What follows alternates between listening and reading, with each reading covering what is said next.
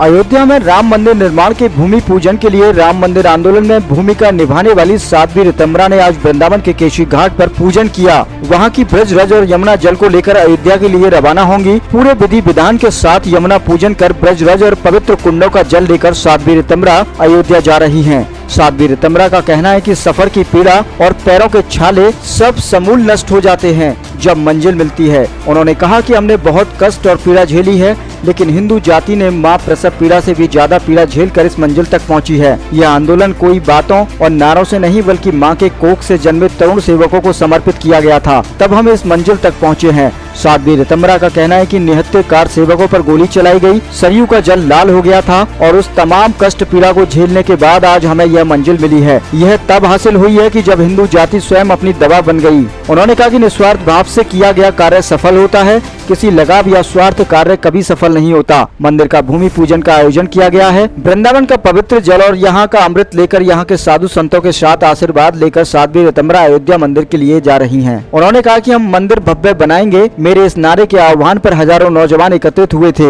हम अपराधी थे, लेकिन आज अपराध से मुक्त हो गए जब मंदिर का भव्य निर्माण होने जा रहा है।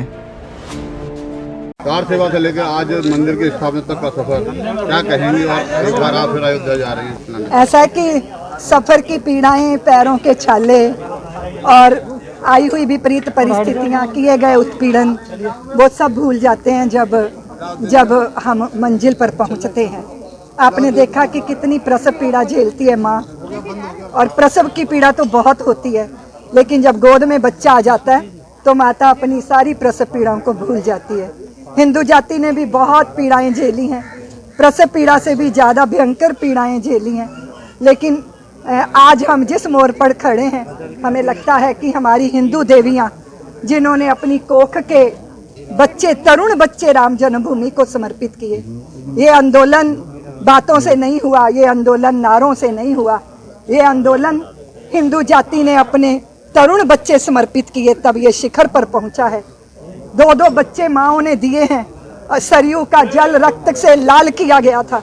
निहत्थेकार सेवकों पर गोलियां चली थी, और परम पूज्य प्रातः स्मरणीय वामदेव जी जैसे विरक्त संतों ने अपनी तरुण संतानों को तड़पते देखा था, और उनके दिलों में जो तड़प थी, जो दर्द था, आज उस सबका शमन होने जा रहा है। क्योंकि 5 अगस्त को देश के यशस्वी प्रधानमंत्री और प्रदेश के यशस्वी मुख्यमंत्री इस कार्य को संपन्न करेंगे।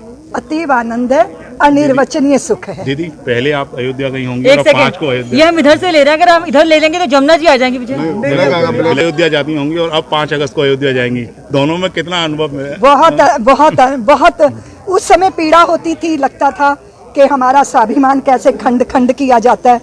लोगों के आराध्यों के लिए जब वो यात्रा करने निकलते हैं तो सरकारें उनके लिए हवाई जहाज उपलब्ध करवाती हैं, और एक हिंदू जाति है जिनके आराध्यों की जन्मभूमियां पराभवी युगों के प्रतीक के नीचे दबी पड़ी हैं।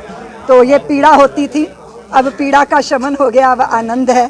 और ये दर्द तब दूर हुआ जब हिंदू जाति इस दर्द की दवा स्वयं बन गई। आज ब्रज के देवालयों ने भी आपको जल और रज दी है, वहाँ जाकर के देंगी, तो ब्रज से जो जुड़ाव था वामदेव जी के समय से आज भी लगा कि वही। जी बिल्कुल वही है, और आप देखो जो लगाव निस्वार्थ होते हैं वो कभी फेडेड नहीं होते, वो हमेशा गहरे होते चले जाते हैं।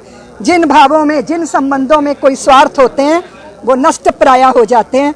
और प्रभु राम और प्रभु श्री कृष्ण के साथ ब्रज और अवध के साथ जो भाव है, ये सात्विक आध्यात्मिक भाव है, हमारी संस्कृति संस्कारों का जुड़ाव है।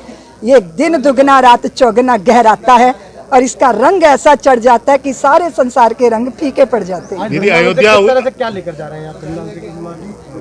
वृंदावन की ब्रज रज लेकर जा रही हूँ, और जितने भी यहाँ प्रमुख देवस्थान हैं उनकी रज और उनके कुंडों का अमृत लेकर जल के रूप में ले जा रही हूँ। यमुना मैया का आशीष ले जा रही हूँ, संतों की सद्भावना ले जा रही हूँ, ब्राह्मण देवताओं की भावनाएं ले जा रही हूँ। यमुना की बत कही सरयू मैया के कान में गुनगुनाऊंगी, वो भावना लेके जा रही हूँ। कैसे बताऊं क्या लेके जा रही हूँ? शब्द ब्रह्म है, पर शब्द ब्रह्म की सामर्थ्य से परे है। इस आनंद को व्यक्त करना, मैं अपनी व्यक्तिगत बात कहूँ, मैंने रातों को कभी चैन से नहीं सोया, क्योंकि मैं देश के नौजवानों को कहती थी कि कंकर कंकर शंकर इसका प्राण प्राण में गीता है, जीवन की धड़कन रामायण पग पग पर बनी पुनीता है, यदि राम नहीं है सांसों में तो जीवन का घट रीता है, नरनाहर श्री पुरुषोत्तम का हम मंदिर भव्य बनाएंगे, सौगंध राम की खाते हैं हम मंदिर वहीं बनाएंगे। मेरे इस आह्वान पे देश के नौजवान बाहर आए, उन्होंने अपनी जवानियां समर्पित की, माओ ने अपने घर सूने कर दिए, बहनें इंतजार करती थी पर भाई नहीं था क्योंकि वो राम जन्मभूमि को समर्पित हो गया था। ये दुख ये दर्द मेरे दिल में बोझ बनकर रहता था, रातों को उठकर बैठ जाती थी कि हम अपराधी हैं, हिंदू माताओं के अपराधी हैं, हम अपराधी हैं उन तरुणों के, उन कार सेवकों के जिन्होंने जिंदगी दी, जवानी दी और हम मंदिर नहीं बना पाए। और आज वो अपराध बोध से मैं मुक्त हो गई हूँ। इस बात का सुख है मुझे, क्योंकि लोग कहते हैं मुझे दे दो कुछ, तो कौन क्या देता है, कोई सोना, कोई चांदी, कोई पैसा, कोई जमीन, कोई पद, कोई प्रतिष्ठा, लेकिन अपनी जिंदगी देना आसान नहीं होता। इसलिए मैंने कहा ये राम मंदिर जो बनने जा रहा है ये हिंदुओं के बच्चों के जिंदगियों, जवानी और तरुणाइयों के गारे से बनने जा रहा है, इसलिए इसकी जो तुलना किसी और से की जाए वो पाप होगा, क्योंकि ये अतुलनीय है।